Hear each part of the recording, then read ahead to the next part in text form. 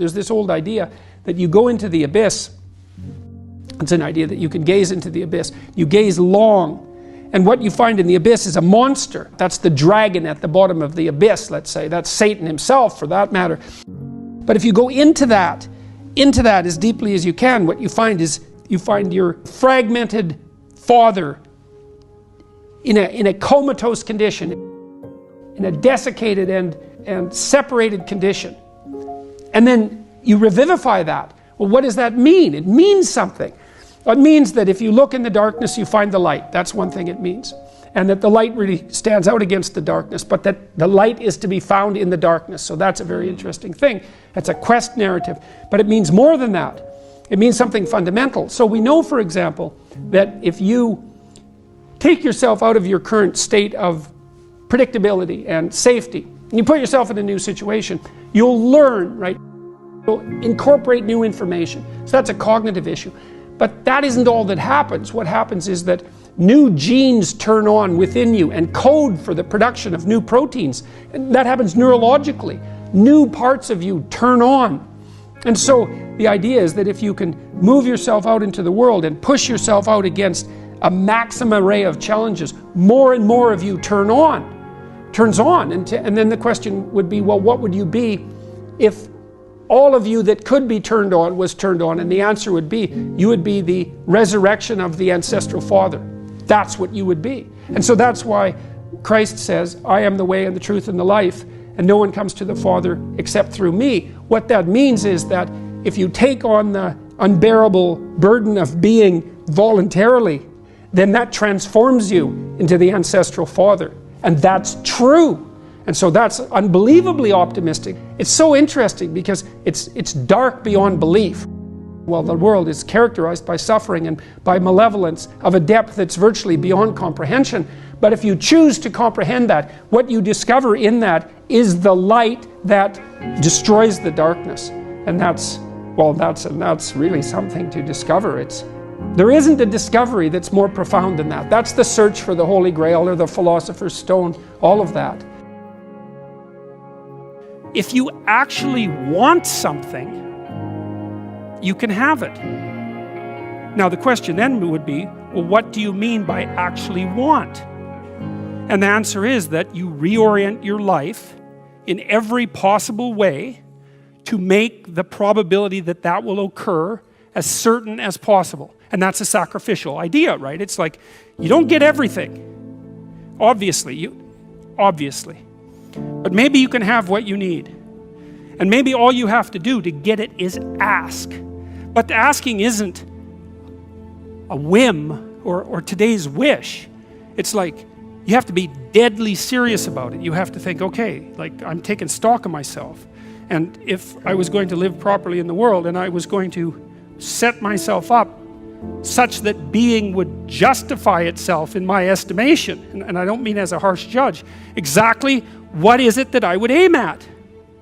You could try this. This is a form of prayer, knocking. Sit on your bed one day and ask yourself, what remarkably stupid things am I doing on a regular basis to absolutely screw up my life? And if you actually ask that question, but you have to want to know the answer, right? Because that's actually what asking the question means. It doesn't mean just mouthing the words. It means you have to decide that you want to know. You'll figure that's out so fast it'll make your hair curl. You're perfectly capable of thinking. God only knows how. You're perfectly capable of immense feats of imagination and dream and fantasy. It's God only knows how you do all of that. What would happen if you consulted yourself about the best possible outcome for you? You might get an answer. In order for us to set things right, we have to understand that we have to take on that burden of ultimate responsibility. Not only as if it's ours, which it is, but as if there isn't anything better that we could do. And you have an ethical obligation to lift the heaviest load you can possibly conceive of. And that's the primary call to adventure in life. You need a meaning in your life to forestall the suffering and to make you strong enough to resist malevolence. Where's the meaning to be found? Rights, impulsive pleasure, and happiness? No. Responsibility? Oh, who would have guessed that? It's not part of the narrative. what makes life worth living is to pick up, take its catastrophe and embrace it and carry it, and to realize through that process who you are. When I talk to audiences about the relationship between responsibility and meaning, they inevitably go dead silent. There's not a rustle, there's not a cough. It's like, is that the secret? Is that the secret? It's the voluntary adoption of responsibility? It's like, well, that's the central message of the West. It's like to pick up your cross and bear it, and everyone's been told that, but they don't know what it means, because it's not been articulated enough so that it becomes something that's practical. It's like, yes, look at the terrible responsibilities you have right in front of you. Your family is hurting, you're in trouble, there's problems in the world. It's like all of that's right there, and all you have to do is take responsibility for it, and then you've got what you need. It's something so magnificent that happiness pales in comparison. And so it's thin gruel happiness, and young people know that. They're pursuing hedonistic pleasure, and no wonder. But there's nothing in it that's sustaining, and all it does is make you cynical. It's like, is that all there is? Another one-night stand? Another binge party? And it's not like I have anything in principle, against some of that exuberant, youthful hedonism. Look, the universities have turned into places of parties. Why? Well, because that's what the students find best to do there. Well, that's not good. What you want to offer them is a reason to not party. It's like, no, you got to understand, you come to this class hungover, you're not going to be able to get it. You're not going to be able to write properly. You're going to pay a price for that hedonism. It's like, and the price will be too high for you to bear. It's like, oh, well, enough hedonism for me then. Like, I've got something important to do. That's the way out of that. Before you can be a painter who can paint what's beyond mere memory, you have to inculcate that discipline, skill, and a lot of that is painful repetition and hard grinding work. It's the sacrifice of the present for the future. But once you manage that, then things open up. That's why we have disciplines, right? I mean, the words aren't there by accident. You have to narrow yourself first, and then you can broaden outward. And so that's part of the process of maturation. That's part of the sacrifice of childhood. Say, in childhood you're nothing but potential, but it's not realized and you don't know how to realize it. And so then the question is, well, how do you get to a point where you realize the potential? And the answer is, you sacrifice almost all of it to a single direction. And so that's the thing about growing up, is that when you're a teenager and a young adult, you have to sacrifice everything you could have been as a child to be the one thing that you're aiming at. But then that opens up. Everyone in their right mind knows that there's a million ways of doing things wrong, and one way, if you're lucky, to do things right. And so the notion that it's a very, very narrow pathway that you tread upon if you're doing things right, that's wisdom. That's the line between chaos and order that you're supposed to be on constantly, right? It's a very, very thin line, because if you're a little bit too far in one direction, then it's too much chaos, and if you're a little too far in the other direction, then it's too much order, and both of those aren't good. The balance has to be exactly right, and you can feel that, and I truly believe you can feel that, and I think it's your deepest instinct. It's your deepest instinct, and I mean that biologically. I don't mean that metaphorically. I think that your psyche is arranged to exist in a cosmos that's composed of chaos and order.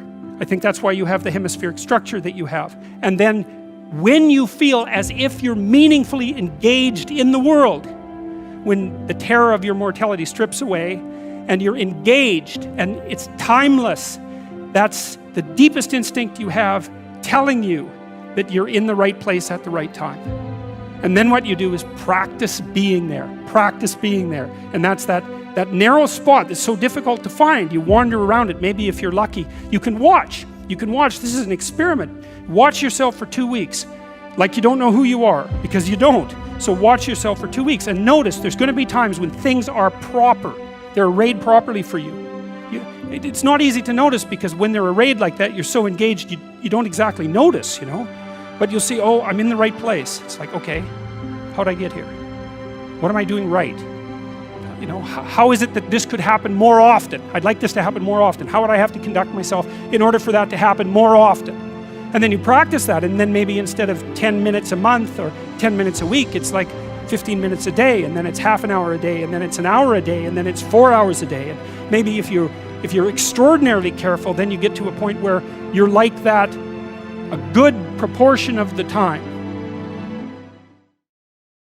What exactly is personality, or what exactly is a trait? Think of a trait as an element of personality. And I think the best way to think about a trait is as a sub-personality. So you're made up of sub-personalities that are integrated into something vaguely resembling a unity, but the unity is diverse. Part of the reason it's useful to know what your traits are is because it can help you figure out how you should orient your life. Like, so for example, if you're high in extroversion, you know, you've got a proclivity towards sales, for example, and you're going to like occupations where you have a lot of opportunity for social interactions and social networking. You're not going to be happy if your job requires you to sit alone for extended periods of time and work in the absence of social interaction. So, and you want to be in a position that capitalizes on your traits, because it's really difficult to work contrary to your traits. Imagine that you're looking for a stable partner, right? So you might think, well, what do you want in a stable partner? And at least in principle, one of the things you don't want is too much mismatch between you and that person. So for example, if you're really extroverted and you have a really introverted partner, you're going to engage in continual conflict about how much social activity the two of you should subject yourself to.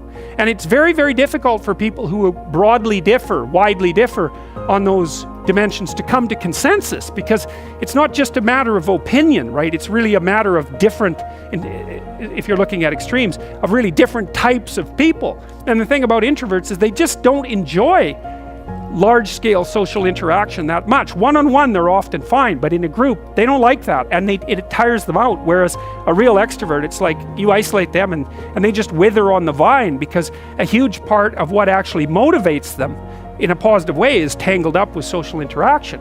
And so if you're an agreeable person and you have a particularly disagreeable partner, you're also going to run into problems, because the agreeable person will say whatever you want, whenever, and a disagreeable person will say, well, I'd like to know what the hell you want for a change, and be much more harsh and much more demanding in the situation. And the agreeable person is going to find the disagreeable person harsh and unpleasant, and the disagreeable person is going to find the agreeable person wishy-washy and unable to stand up for themselves. And again, that's actually one of the primary sources of tension between men and women, because women tend to be higher in agreeableness than men. Well, if you're conscientious, you're industrious and orderly. And orderly people seem to be sensitive to disgust. Industrious people find it unpleasant and unsettling to not be doing something. The industrious people can't stand sitting around doing nothing. In a community where everyone knows everyone, the people who work hard are going to be pretty irritated on a fairly chronic basis with the people who are completely unproductive. And my suspicions are that plenty of people who were completely unproductive in the history of the evolution of our species were wiped out by people who were unhappy with their lack of productivity. And so I think, generally speaking, human beings have this sense of ethical obligation with regards to one another to share labor. And people who are conscientious really, really feel that. So they feel bad if they're not busily working on something that's productive all the time. And so the advantage to being with someone conscientious is, well, they're going to work like mad, but the disadvantage is they're going to work like mad. So, you know, if you're looking for a partner that you want to relax with or have fun with, or who isn't uptight, then a conscientious person is probably not a very good choice. On the other hand, if you're a conscientious person and you're living with someone who's really unconscientious, that's good, because they might be able to help you relax, but you're not going to be happy with them because they don't work nearly as hard as you do. So if you're a really orderly person and you live with a disorderly person, well, good luck getting along with them. They're going to regard you as like uptight and over concerned with details and unwilling to relax, that's for sure. And they're going to regard you as, well, just a bloody mess. And how can anyone possibly live with someone like you? So another reason why it's useful to understand your personality is because I think it gives you a better crack at finding someone that you can actually live with over the long run. And I don't think you want to live with someone who's exactly like you, because then both of you have the same strengths and weaknesses, and there's a bit of a problem there, right? Because maybe an agreeable person can use a bit of a disagreeable person around them to balance each other out, and vice versa, right? So we don't understand the optimal balance for long-term thriving in a relationship, but I think we do understand the fact that if you're too different in your traits, that where you're different is going to constitute a chronic source of conflict.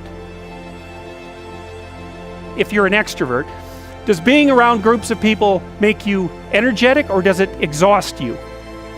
And if you're the sort of person that, you know, will go to a party and interact with 20 people, and then you have to go home and be by yourself for like 2 weeks, then you're introverted. Introverts are exhausted by social interactions. Extroverts are the opposite. They're energized by social interactions. And you know, you might be in the middle, so that you can take it or leave it with regards to social interactions, but you're happy to go to them and you're happy to spend time by yourself. That's a pretty canonical question for extroversion versus introversion. It's a very stable trait, by the way. It manifests itself early in life, and it's stable across the age span. Not completely. Introverts can learn to be extroverted, and extroverts can learn to spend time on their own. I think that actually your capacity to expand your ability past the initial constraints of your biological temperament is something like the development of character or wisdom. You know, so if you're an introvert by nature and you learn how to be extroverted, then that expands your domain of competence. And if you're extroverted and you learn to be introverted, the same thing. Well, since you're extroverted, you value being with people. And so you're going to look at the world. For example, if you're extroverted, you come into a room like this, you think, oh, look, it's a whole field of opportunity for social interactions. And if you're introverted, you think, well, maybe I'll go sit up in the corner and hope everybody leaves me the hell alone. But so it's an a priori set of perceptual structures that you bring to bear on a whole sequence of environments. So for example, maybe you're high in openness versus low in openness. That's the creativity dimension. People who are high in openness tend to be artists and entrepreneurs. And open people will look at other people as opportunities to engage in interesting intellectual conversations. And so you can tell when you're talking to someone open, especially if they're very high in openness, because they're going to want to talk to you about ideas or about aesthetics. That's what it's going to go right away. So that's how they view you, as a source of that sort of conversation. That's how they view the landscape. Someone who's high in neuroticism, which is a negative emotion dimension, is more likely to view the world as a place of threats to be protected against, because they're more anxious and more prone to emotional pain. So that's the frame of reference issue. So there's something about underlying fundamental psychological traits that determine, or influence at least, your value structures, and they do it at the level of perception. They also tend to set your goals. So extroverted people have as one goal the opportunity to engage with other people. So extroverts love parties. They live for parties. They love to tell jokes as well. That's a very good behavioral marker of extroversion. And so, because they value those sorts of things, they set them as goals in their life. Or you could say the extroversion operating within them sets them as goals within their life, depending on how deterministic you want to be about it. It's very necessary for people at some point in their life to dedicate themselves to a single game of some sort. You know, you have to become one thing at some point in your life, and the sacrifice, of course, is that you give up all the other things that you could become, but you don't really have a choice, because if you don't decide voluntarily to become one thing, you know, to become a disciplined adherent of some specific practice or profession or viewpoint, then you risk just aging chaotically, and you don't get away with not aging. So you might as well age into something that's actually something, rather than just remaining, or then just becoming an old child, which is really not a good thing. It's not a good thing to see, especially by the time people hit about 40. It's not pretty for them or anyone else. And even at 30, it's getting pretty old at that point. 40, it's like it's almost irreparable at 40. And the reason for that is you start running out of opportunities. When you're young and stupid, people don't care, because they think, well, you've got decades of possibility still ready to unfold in you. But if you're in the same unspecified position at 40, people are much less forgiving, especially because if they're going to hire someone who doesn't know what's going on, or engage them in some sort of productive activity, they might as well take a chance on someone young and full of potential rather than someone who's really lived more than half of their life already, because of course you have by the time you're 40.